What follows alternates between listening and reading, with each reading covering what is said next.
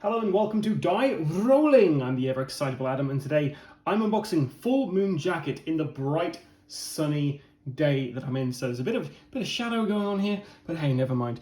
So we sent a review copy by Stone Sword Games, and this is made by Strangely Games. So this is essentially a Vietnam werewolf game. You are trying to find the colonel and escape. Get to the chopper, essentially. And there's lots of werewolves you have to combat. So let's take a look at, well, first of all, the box art is fantastic. It's really cool. And then we turn it over and we have an idea of what we're getting inside. So let's open up. Whoop.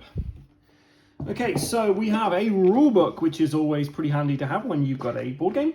And the rule book is chunky. Well, by chunky, I mean there's big pictures, big text. So the font size is pretty big in this. You haven't got a ton of stuff to learn in this. It's all pretty straightforward.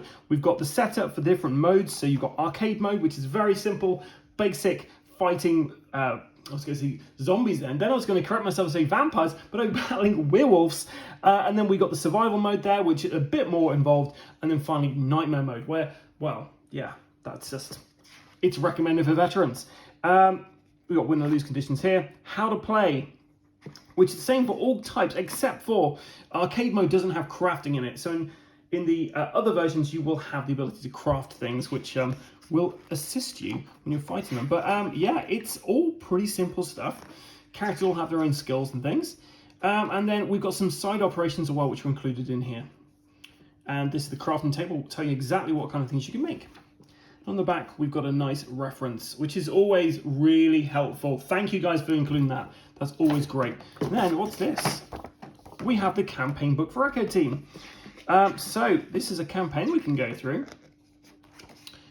which looks pretty ace. So yeah, so you've got like a bunch of scenarios in here you can go through. How many we got? So we got 8 scenarios there. Now we've got a ton of miniatures. Let's take a look at these guys. So the werewolves come in 3 different sculpts. So our first sculpt is this guy here, and he looks pretty angry. And he's got a rock over there.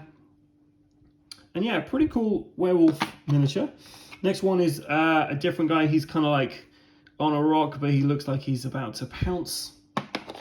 And finally, this one's kind of confronting you there. No rocks for this guy. He doesn't need them. He's standing on his own 2 feet. So we've got 3 different sculpts for the werewolves there. Now we've got the playing characters. So you not only have like the American army guys, but you also have Vietnamese like allies. So this is like a hunter kind of character. I don't know what these characters are called off the top of my head, to be fair. That's some kind of gunner. Really great sculpts. I'm really looking forward to painting these guys up. And after I painted all my aliens miniatures, all the soldiers for that, I figured out how to do camo pretty well. So looking forward to trying that out.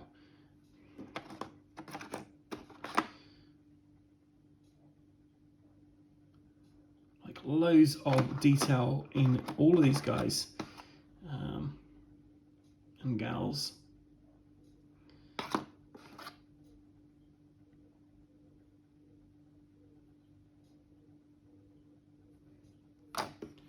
And finally, I think this might actually be the colonel you're after, maybe. And all of them have the lovely Full Moon Jacket thing on the bottom of their base. Lots of effort put into this. So top marks for all the miniatures. Really lovely sculpts.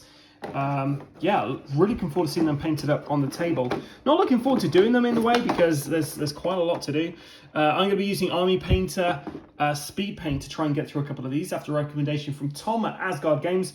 I'm also going to try out the Citadel contrast paints, which I've used for when I did Zombicide Invader. So check our Instagram because I'll be having pictures of all these guys and I'll do some comparisons and see which one's the best. Oh, and you can see a nice reflection of me in there. Hello. Okay, next, all the bits. So we've got some standee bases. Why do we have standee bases? Because we also have standees in here. So if miniatures isn't your thing, if you don't want to paint these guys up, you can just pop out these standees and use these instead, or use these in a different game if you wanted to.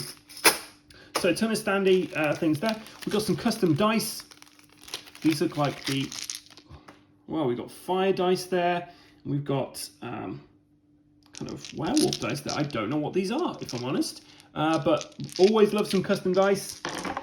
We have our compass dice. So when we're putting stuff down, spawning things, we're going to be rolling this, and it's going to tell us exactly where we're going to be spawning things. Next, we have some more custom dice. Well, not so much custom, just numbered dice. So we've got our regular dice, which are, I believe the white dice are for combat. And then we have these coloured dice for supply. Not quite sure what the black one's for.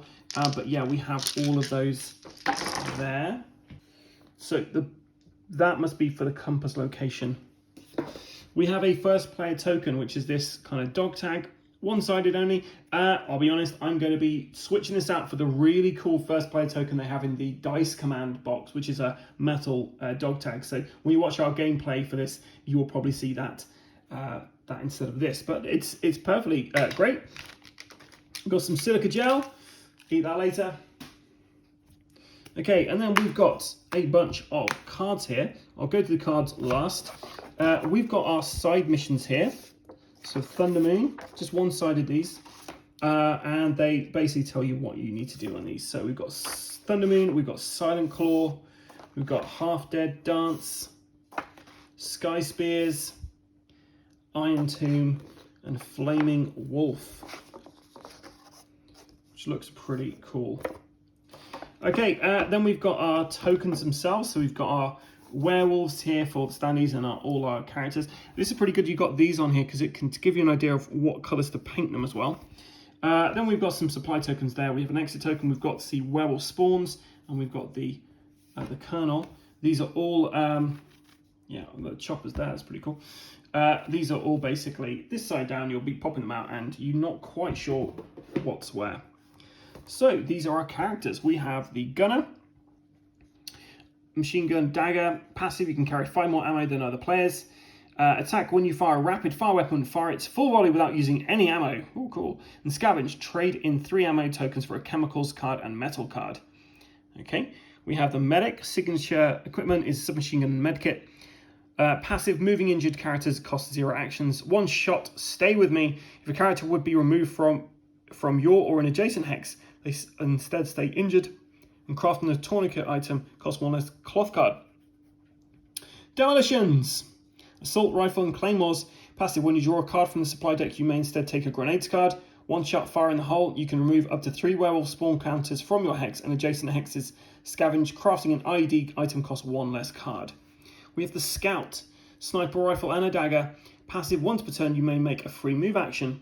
1 shot intel. Reveal half rounded up of the ejected tokens on the board. Once revealed, turn them face down. And scavenge. You can choose to take either a wood or a rope card from a tree hex. Then we have the communications. Assault rifle handgun. Passive. When you roll the location for a supply, you may reroll location and or compass dice. 1 shot is incoming. Draw a straight line from an adjacent hex to the edge of the map. Make a 4D attack against each hex along that line. Then injure any characters and remove any traps or supply crates within them. Scavenge, you can choose to take a tools card from a bridge hex. Then the sergeant, shotgun and handgun. 1 other characters in your hex reduce the ammo cost by 1. 1 shot, fire at will. This turn, all characters in your hex may fire twice. And scavenge, do not discard tool cards when crafting. Then we have our final character here is the survivor. Bow and grenades. When attacking with a bow, add either blast, incendiary, or combo ability to your attack. 1 shot tunnel rat. Remove this character from their hex and reappear in any hex at the start of the next event card phase. They only have 1 action for this turn. And at the start of the game, take the 3 top scavenge cards from the deck. We've got our ammo here, so fire ammo, and we've got regular ammo there.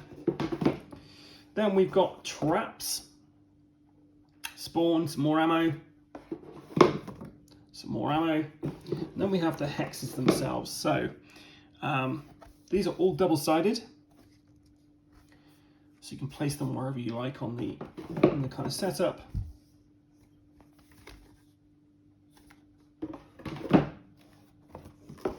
And these are the big tiles here.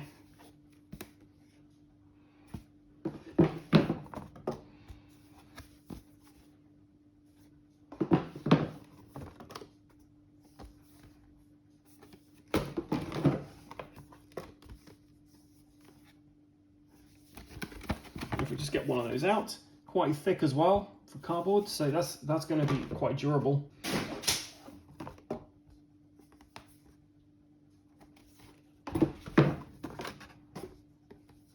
So you get 6 of those big tiles and then quite a few of those little ones. Right, let's go through cards. Now the cards do not have an easy open option, so you're going to have to use an implement or your teeth to get into these. I'm just trying my best to get in here, so that wasn't too bad. Okay, so we've got crafted items, so a crafted item deck here. Top right tells you what kind of scavenged item you need to use to craft this. So we have some adrenaline in here. Discard this card, turn an injured character in your hex or adjacent hex back to healthy and give the character 3 actions for next turn only. Now, in this game, you only have 2 hit points. You get hit once, you're injured, you get hit again, you are dead. So this is going to come in handy for our troops. We've got ammo belts. Place on character card. A character carrying the ammo belt can carry an additional 5 ammo counters. We have ammo. Discard this card, gain 3 ammo tokens. You cannot exceed max capacity. Armor. Place on character card. A character carrying this armor can discard it to ignore 1 injury. Bow. So that's how much ammo it costs. That's how many dice you roll to attack. It's got point blank as well. I don't know what point blank means, but I assume you... I don't know. We'll find out. Decoy. It's a trap. Treat the decoy as the highest priority character model and remove it first time it would be injured. So, yeah, you basically put this up and it's going to attract werewolves. Green flare. Discard this card when the next supply drop is to land. Use this character as the location dice result. Roll compass dice as normal. Grenade trap. When a werewolf moves into the hex occupied by the grenade trap, immediately end its movement. At the end of the phase, remove the trap and roll a 3d attack for the hex and 1d to all adjacent hexes. IED. Discard this card, remove a werewolf spawn token in your hex or an adjacent hex. Molotov. No ammo, you just discard it. It's rolling 2 dice. Lob, throw, incendiary. Pipe gun. 3 ammo, 2 dice. Punchy trap. When a werewolf moves into the hex occupied by the punchy trap, remove the model. The trap remains. Each turn the werewolf end their movement in this hex, make a 1d attack against this hex. Rucksack. Place on character card. A character carrying a rucksack can carry an additional 3 cards. Shiv. No ammo, 1 dice, melee and point blank. Snare. When a werewolf moves into the hex occupied by the snare trap, remove the model and the trap. Spear. You discard this, 1 dice, thrown into a headshot. Spring mine. When a werewolf moves into the hex occupied by the spring mine, immediately end its movement. At the end of the phase, remove the trap and roll a 3d headshot attack for the hex. And finally, we have a stretcher. This card allows you to move an injured character for 0 actions. They must be in your hex. Now, normally when you're moving this game, you're going to be using 1 action to move. You get 2 actions at every turn. But if you're trying to move an injured character, it's going to take you 2 actions to do that. So the stretcher is very helpful. Okay, getting into our second lot of cards here.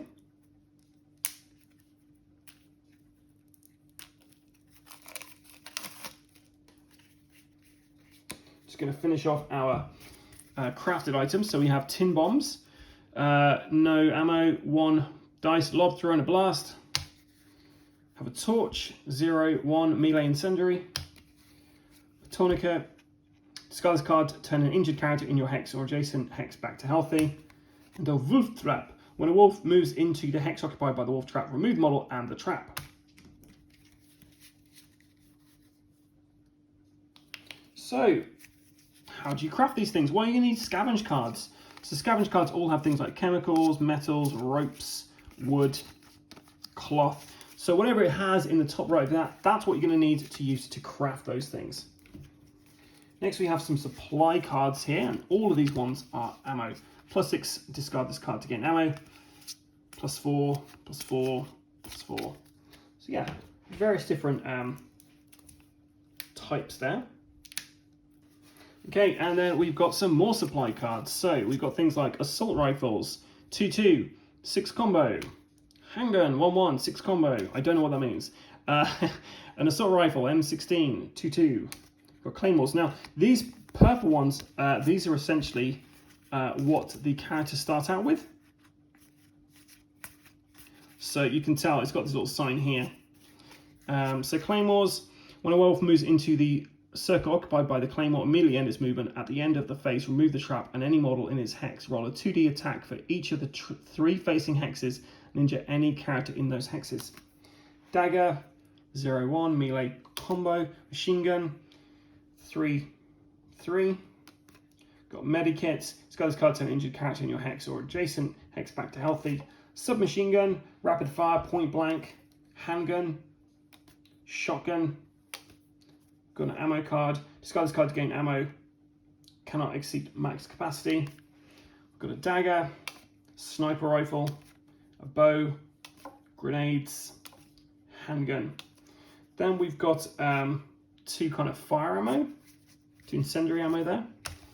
We've got an assault rifle. These are all things you can find in the supply deck. So 2-2, rapid fire, point blank, small ammo, some more of those red ammo cards. Get a blade, a flamethrower, +6 ammo, grenade launcher, another grenade launcher, a grenade launcher, grenades, handgun, machine gun, another machine gun, an M134 minigun, nice, M67 Stoner Commando, M21, Type 56 SKS, M2A1 Bazooka, M202 Flash, M29 Law, RPG2, M40, a Dragonov, SVD, MK2 grenades, MK2 grenades, MK2 grenades. Going into my last deck of cards now, and that will be the final thing we're opening up for this. But what you can see so far is a lot of variety in this game. Lots of different items you can pick up, lots of things you can craft, and lots of different ways you can play this game. 3 different modes you can play this game, and then you've got 8 main kind of quests, and then another 6 side quests in there. Okay, so let's go to the final supply cards, and then we go into the event cards. So we've got a transmitter. Add 3 transmitter tokens to this card. Place a token into your hex or adjacent. Call in a bombardment. Remove all models and spawns from hex. A backpack. When used, place on a character card. A character carrying a backpack can carry an additional 3 cards. A bandolier. When used, place on character card. A character carrying a bandolier can carry an additional 5 ammo counters. A flak jacket. When used, place on character card. A character carrying a flak jacket can discard it to ignore 1 injury. A green flare. We've seen this before. Basically, you get the supply drop in your zone. Aviators. When equipped, you can reroll 1 every attack because you are a sexual Tyrannosaurus. If you know the film that's from, you get 10 points. And yep, that's Kickstarter exclusive. We have a cigar. Discard to use. You can't take damage this turn as you are too badass. Coffee cup. Discard to use. Gain 2 extra actions this turn. Good morning, Vietnam. Dog tags. And this is for Grunin Ilias K. When equipped, you get 1 extra action. If no other character is in your hex, you move faster when you're alone. Joker card. Discard when used. Replenish your 1-shot skill. Medal. When equipped, add combo and point blank to every weapon when attacking. We got some C4 explosives. Discard this card. Remove a rival spawn counter from your hex or adjacent hex. Some more of those. Some claymores, which we've seen before. Medikits. Remote TNT, discard the card, remove a werewolf spawn counter from your hex or an adjacent hex. And we have 2 submachine guns, an M3 and an Uzi. Then we have our events. So let me talk you through an event card. So you want to get to the chopper, that's like the last event, so you can escape, I believe. And then we have these cards here. So it tells you what time of day it is, how many spawns are going to happen, how many supply rolls you're doing, how many wolves appear, and the toughness of any wolves you've got to attack. So as it gets on through dusk, things get a little more hairy. You get into nighttime, tougher werewolves, and then you get midnight, which is not fun at all. So there are the event cards. That's everything you get inside a game of Full Moon Jacket. So if you like the looks of this game, stay tuned to our channel because we will be doing a full playthrough of this game. Stay tuned to our Instagram if you like painted miniatures, because I will be painting these guys up and giving you my opinions on the different speed painting paints you can get these days. yeah, if you want to know more about this, then leave me some questions in the comments below. And be sure to follow us on our various social medias. You can find us on Instagram, you can find us on Facebook, you can find us on TikTok, you can find us on here on YouTube. So yeah, please like and subscribe because we appreciate any kind of support you can give us. I've been the ever excitable Adam. Until next time, guys, stay safe and keep rolling.